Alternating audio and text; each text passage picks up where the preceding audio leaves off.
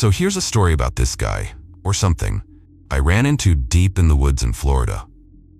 Still can't wrap my head around it, honestly. Let me know if you think it's as weird as I do. It happened in Ocala National Forest. If you've never been, it's this massive, sprawling forest in the middle of Florida. Beautiful place, but it's also kind of sketchy in spots. People say there's all sorts of stuff going on out there, poachers, drug operations, you name it. I always figured those stories were just to spook folks, but after that night, I'm not so sure anymore. Me and a buddy were out hunting hogs, and we ended up staying out later than we planned. Way later. Midnight rolls around, and we realize we're way deeper in the woods than we meant to be, like 3 or 4 miles from the main road. Not exactly where you want to be at that hour, but we weren't too worried. We were armed to the teeth. AR-15s, sidearms, big ol' hunting knives. Plus, the moon was out, so even under the trees, we could see just enough to keep moving. I had this heavy-duty flashlight with me too. Thing was like a spotlight. Could even use it as a club if it came to that. So, yeah, we weren't exactly paranoid. Anyway, we start heading back, taking this old, overgrown trail that cut across the forest. These trails are basically remnants from logging days, wide enough to walk comfortably, but not exactly well kept. We're walking along, not really thinking about much, when we hear something moving in the woods. Not just moving, crashing. Whatever it was barreling through the brush on our right, heading straight for the trail ahead of us. Naturally, we stop and get ready for, well, whatever. I mean, it's Florida, so it could have been anything. Deer, hog, maybe even a black bear. Whatever it was big. But here's the thing. We couldn't shoot it at night, so instead of using the lights on our rifles, I grabbed my handheld flashlight and waited. As soon as the sound got close, I clicked on the light. And what do we see? Just a pair of pale, human-looking legs darting across the trail about 50 feet ahead of us. No upper body, no face, just legs. Looked like someone running in shorts. Now this is where it gets weird. Who in their right mind is running through dense woods at 1 a.m.? No trail, no flashlight, nothing. Just tearing through thick brush like it's nothing. We were baffled, but not really scared. I mean, we were armed, and turning back would have taken forever. So we shrugged it off and kept going. As we walked, we'd hear crashing sounds now and then, but it never got close again. Just enough to keep us on edge, you know? Finally, after what felt like hours, we made it back to the car. It was still there, untouched. Huge relief. We stashed the rifles, kept the handguns handy, and got in. The drive out was peaceful at first. Moonroof open, stars shining. It was one of those moments where you're just reminded how amazing the night sky can be when you're miles away from city lights. But that calm didn't last long. About half a mile down the dirt road, my headlights caught something, or someone. A man walking along the road. He was wearing a checkered shirt and shorts, just strolling like he was out for a casual evening walk. No backpack, no flashlight, no supplies. We were miles from the nearest paved road, and even farther from any sort of town. He didn't even glance at us as we passed, just kept walking, eyes straight ahead. I didn't stop, obviously. I mean, what was I gonna do? Ask him what he was doing out there? The whole thing just felt off. Was that the same thing we saw across the trail earlier? And if it was, why was he, or it, out there alone in the middle of the night? I couldn't shake the feeling that something about the whole situation wasn't right. The weirdness didn't end there, though. As we got closer to the main road, I glanced in the rearview mirror. For just a second, I thought I saw someone standing in the middle of the road behind us. Just standing there, watching. But when I looked again, there was nothing. About a mile later, we hit a fork in the dirt road. One way was the longer route back to the main road, and the other was shorter but cut through an area known for being overgrown and swampy. We decided to take the shorter route. Big mistake. The trail was narrow, with tall grass and vines brushing against the car. The trees were denser here, and the moonlight barely made it through the canopy. It felt like the forest was closing in on us. And then we saw it. In the middle of the road, there was something lying there. At first, I thought it was a log or maybe some roadkill. But as we got closer, it looked more like a pile of clothes, just a mess of tattered fabric, almost like someone had dropped a whole suitcase worth of stuff right there. I stopped the car and flicked on the high beams. The pile moved, slowly, like it was breathing. My buddy and I just sat there, frozen, watching this thing in the road. Then it stopped moving, completely. And that's when we saw it. From the edge of the trees, just barely visible in the headlights, something stepped out. It was tall, hunched over, with limbs that looked way too long for its body. Its skin was pale, almost translucent, and it didn't have a face. Just a blank, featureless head that tilted slightly, as if it was trying to see us. I don't think I've ever been that scared in my life. I floored it, swerving around the pile of clothes and tearing down the dirt road as fast as I could. My buddy was yelling at me to slow down, but there was no way I was stopping, not until we were back on pavement. When we finally made it to the main road, we pulled over to catch our breath. The car was dead silent except for our heavy breathing. We didn't say a word the whole drive home. I don't know what we saw that night. Maybe it was some kind of animal, or maybe it was just my imagination playing tricks on me. But one thing's for sure, there's something out there in Ocala National Forest. Something that doesn't want to be found.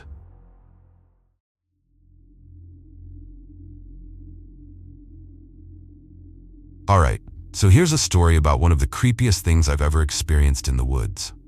This happened back in the summer of 2019, in the Adirondack Mountains, near Warrensburg, New York.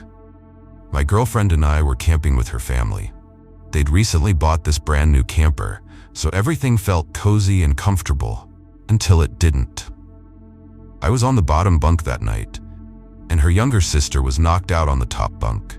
My girlfriend and I were the only ones still awake.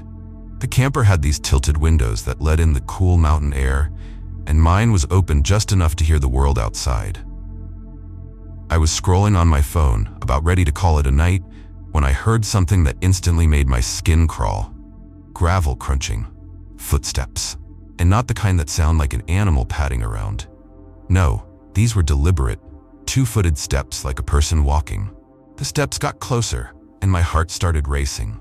They stopped right next to my window. I froze. My bunk's window was tinted, so I couldn't see anything, but I knew someone or something was standing out there.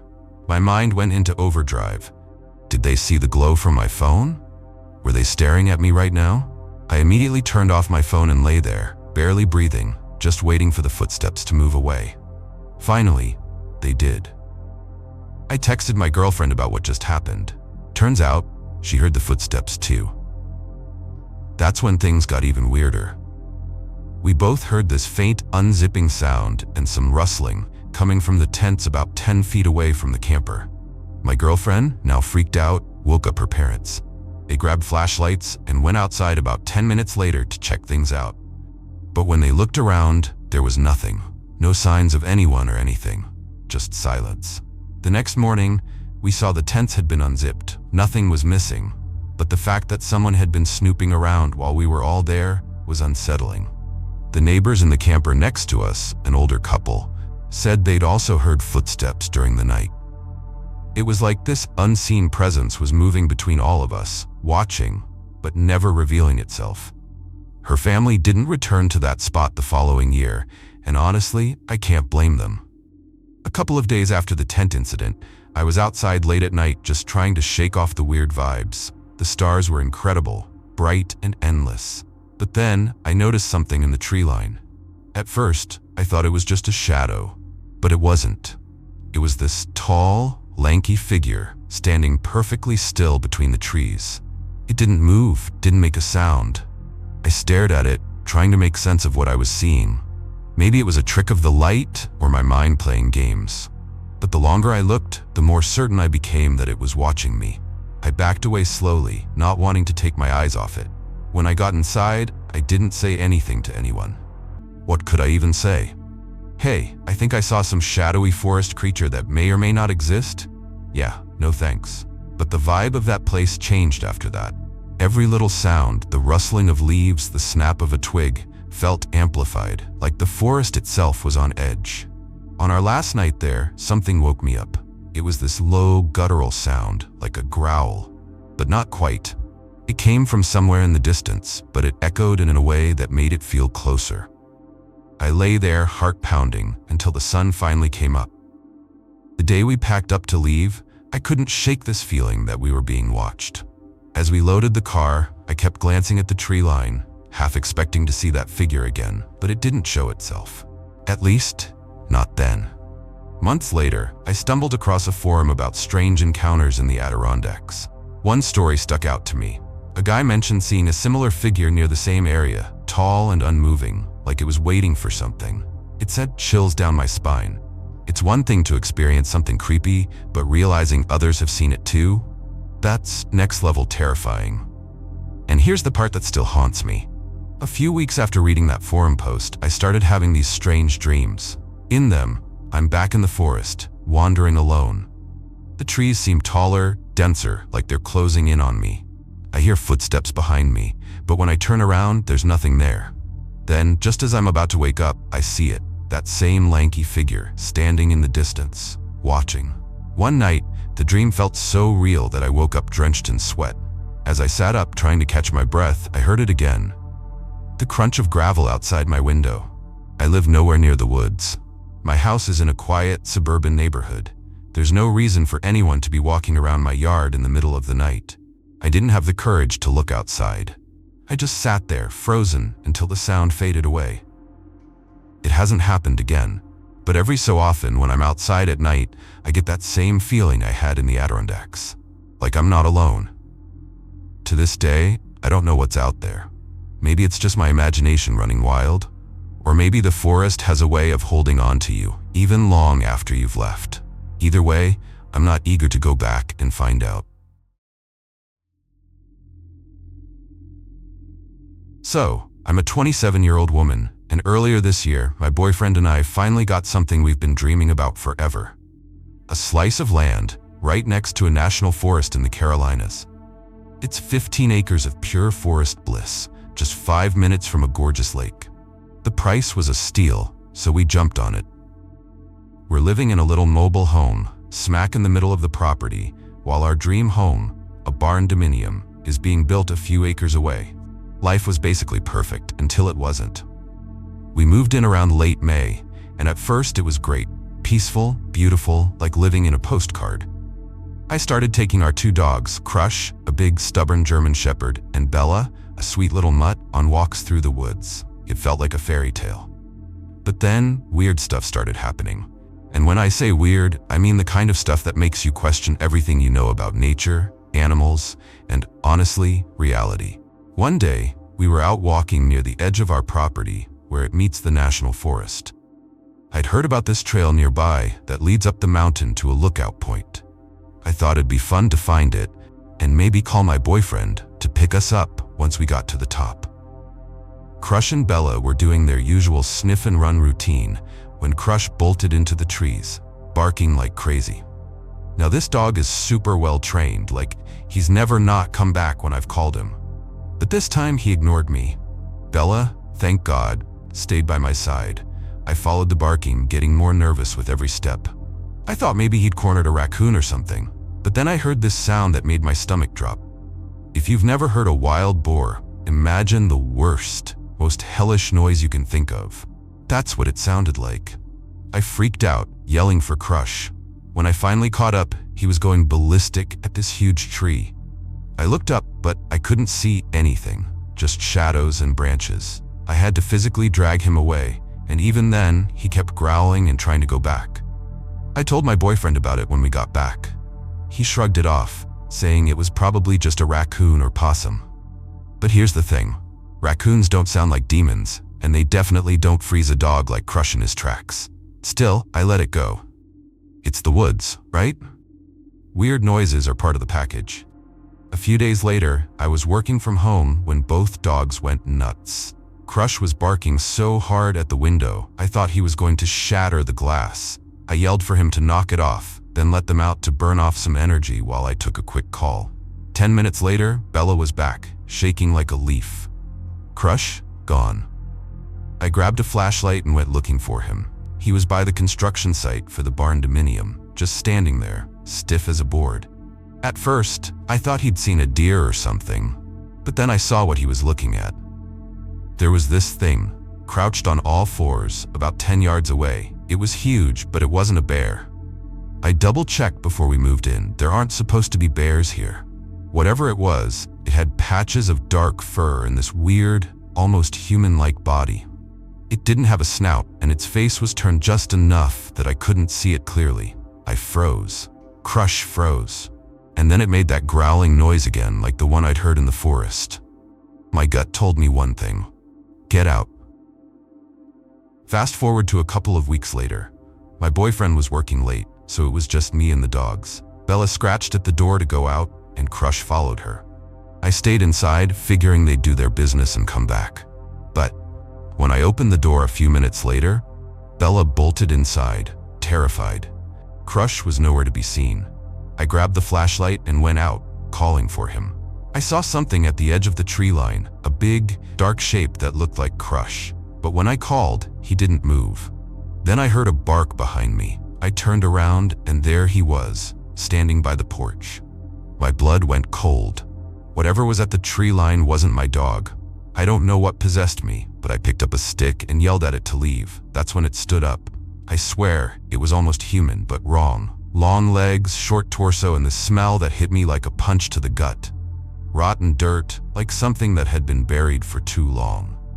I ran back to the house with Crush, but the noises didn't stop. That growling sound echoed all around the woods, like the forest itself was alive. When my boyfriend got home, he said he didn't see anything, but I knew what I saw. The last time I saw it was the worst. I was out with the dogs, staying close to the house this time. Crush started growling, low and menacing, and Bella whimpered at my feet. I turned and saw it, standing in broad daylight, just watching us. It didn't move, didn't make a sound, but there was something in its posture, like it was daring me to do something. I backed away, pulling the dogs with me, but it didn't follow.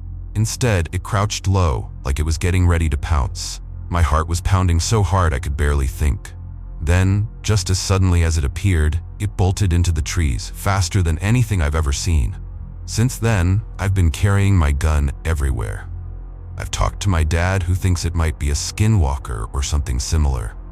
He told me to burn sage and get the land blessed, but honestly, I don't even know if that'll help.